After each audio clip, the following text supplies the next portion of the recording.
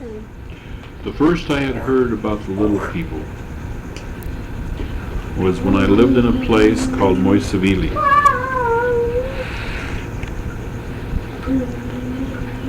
And I was going with my companion, who was not only my senior companion but also district leader, to a place called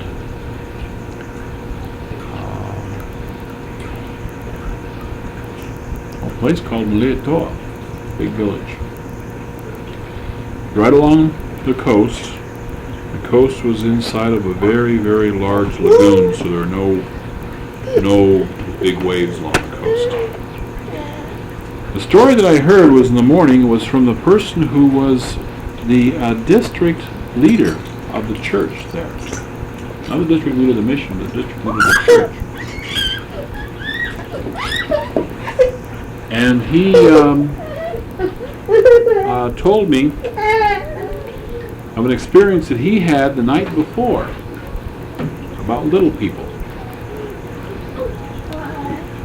It is the custom in Samoa to, after about 7 o'clock in the evening, that everyone has flotu. Whether you're a member of the LDS Church, Catholic Church, Methodist Church, Congregational Church, doesn't matter. You have lotu.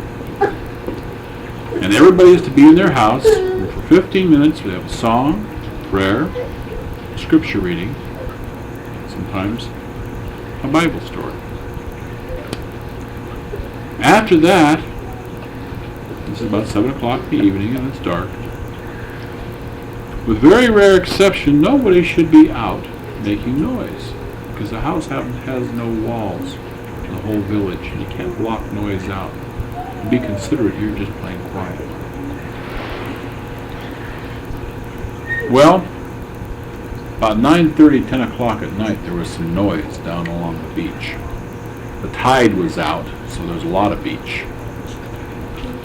And a number of the chiefs in the village, this man who told me the story as being one, went down along the beach.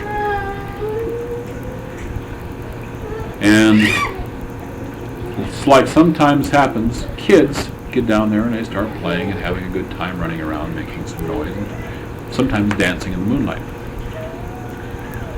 Well, it sounded like they were doing some stuff like that. So what happens is the chiefs went down there to get a hold of them and chase them off, or have them drugged before a chief's council where their families are fined for them disrupting the peace of the village. As they got closer, I saw that they looked like they were kids, probably no bigger than 10 or 12 years old, because they weren't that tall. And so they yelled at them, tell them to be quiet and get over here.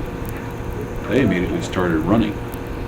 The chiefs started running right after them. They ran down the coastline. They could see where they were going, and the chiefs were catching up with them, because they were small legs.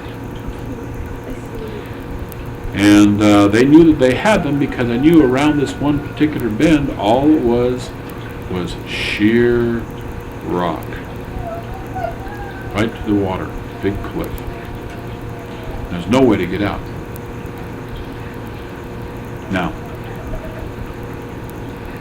my friend managed to catch up with one of them, grabbed a hold of him, and turned him around. To his surprise, he was not staring in the face of a 12-year-old or 10-year-old child. He was staring in the face of a bearded, full-grown man who was not quite 4 feet tall. Now, Samoans generally don't grow beards. They don't have beards to grow. But he had a full beard. And looked up at him, a nice, big, grinning smile on his face. Well, immediately, this man was startled. He let him go. Just jumped back. The little man turned around and hightailed it off, past all the rest of them, and followed the rest of them who were going around. Anyways, went around. They didn't have to go too fast because they knew they had him. So they went around the corner, right to where the cliff edge was, and the sand went up the cliff, and there was no one there. And they followed their footprints on the wet sand, and it went right straight into the cliff wall.